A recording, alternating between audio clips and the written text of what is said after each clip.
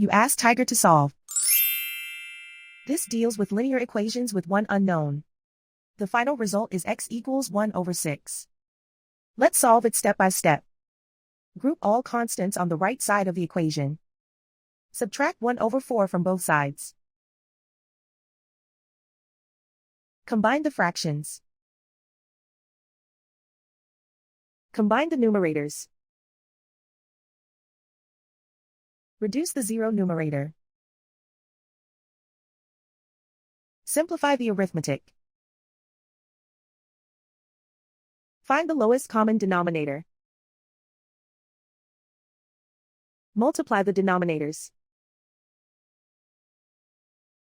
Multiply the numerators.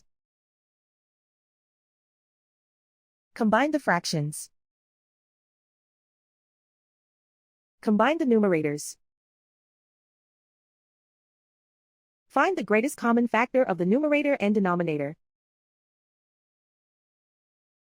Factor out and cancel the greatest common factor.